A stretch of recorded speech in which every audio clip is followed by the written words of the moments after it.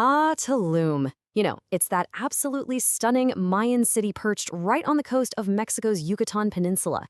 And let me tell you, its story is so much more than just a pretty picture. Yeah, I'm willing to bet you've seen this picture before. It's the quintessential image of paradise, right?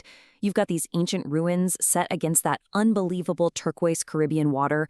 It's a postcard that has literally drawn millions of people from all over the globe.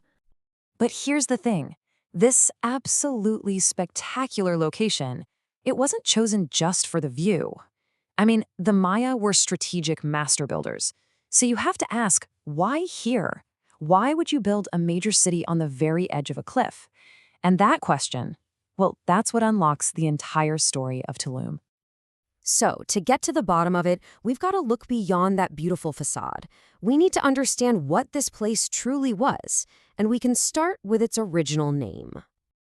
You see, before it was ever called Tulum, it was known as Zama. Now, in the Yucatec Mayan language, that means City of Dawn.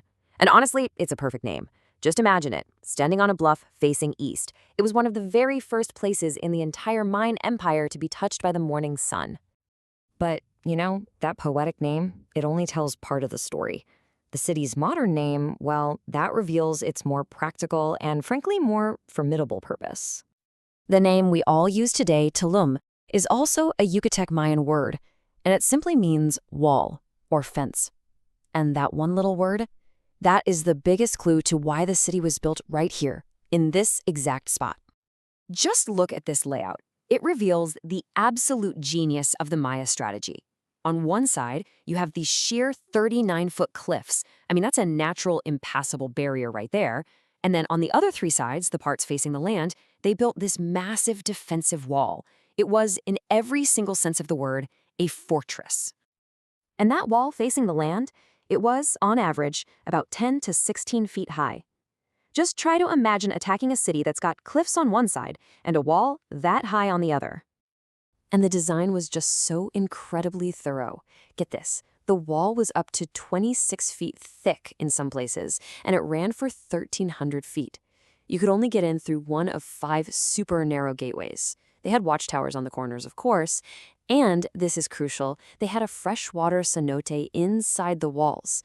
That meant they had a secure water supply during a siege. Every single detail points to one thing. Tulum was built for defense, period.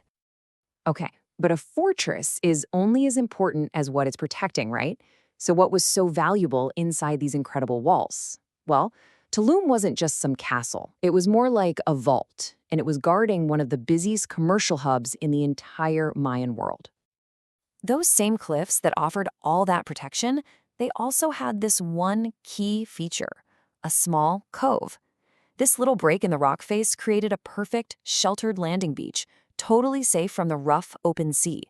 It was the ideal harbor for those big trading canoes that were basically the lifeblood of the Mayan coastal economy. And all because of that perfect little port, Tulum just exploded into this thriving trade hub. Goods were flowing in from all over Mesoamerica. We're talking precious stuff like jade, copper, gold, and flint. And then shipping out from Tulum, you had goods like salt, textiles, and these amazing, vibrant feathers. But one of the most important commodities of all was obsidian. Okay, stop and think about this for a second. The volcanic glass they used for razor-sharp tools and weapons, that was brought all the way here from Guatemala. That's nearly 700 kilometers, or over 430 miles away. The sheer amount of obsidian they've found here proves that Tulum wasn't just some local market. No way. This place was a major player in a massive, long-distance, international trade network. All right, so we've got a fortress and a major trade hub. But at the heart of any Mayan city was its spiritual life. Inside those walls was a secret center, a place dedicated to the gods, the stars, and the cosmos. Looking at the art and carvings all over the site, it's clear that Tulum was a huge center for the worship of a very particular deity, the descending god, or sometimes called the diving god. This really unique upside-down figure is carved in stucco right over the temple doorways, like he's watching over the whole city. Now, 3 main structures really formed the heart of the ceremonial center. You've got El Castillo, the castle, which is the biggest and most famous one. Then there's the Temple of the Frescoes, which was actually a crucial solar observatory. And finally, the Temple of the Descending God, which, as you can guess, was named for that iconic carving we just saw, totally central to the city's spiritual identity. But El Castillo, this one is particularly brilliant. At 25 feet tall, it was the main pyramid temple, for sure. But it had a second, absolutely vital job.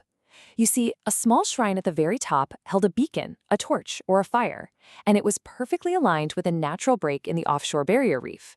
So for all those trading canoes coming back at dusk, the light from El Castillo acted as a lighthouse, guiding them safely home. Defense, trade, and religion all just perfectly integrated into one design. Incredible. So Tulum really hit its peak between the 13th and 15th centuries. But like all great Mayan cities, its golden age had to come to an end. It was abandoned by the late 16th century, and for almost 300 years, the jungle just took it back. Its modern story really kicks off in 1843 with a couple of explorers named John Lloyd Stevens and Frederick Catherwood. They arrived by sea, just like the Spanish had centuries before. And Stevens wrote about seeing a tall building that impressed them greatly. That was El Castillo, of course, still standing there against the sky. And Catherwood's incredible drawings, like this one right here, gave the rest of the world its first real glimpse of this lost city. I mean, it is amazing to compare this image of the ruins, completely swallowed by vegetation, with the pristine, manicured site that we all see today. This timeline really captures an incredible history. While the earliest date they found inscribed is way back in AD 564, the city's golden age came much, much later. It reached its peak right before the Spanish arrived. It was actually one of the very last great Mayan cities to thrive, before it was finally reclaimed by the jungle. So you go from a lost city in the jungle to this. In 2017 alone, over 2.2 million people visited the Tulum ruins. That makes it the third most visited archaeological site in all of Mexico. Just wow. And of course, that kind of popularity presents a very modern paradox. On one hand, Tulum is this world-famous paradise, right? It's the best preserved coastal Maya site we have, and it's a huge driver of the regional economy. But on the other hand, all that success comes with a price, a pretty significant environmental impact, and a lot of growing controversy. So much so that it even inspired a documentary called The Dark Side of Tulum. And all of this brings us to a final, really crucial question.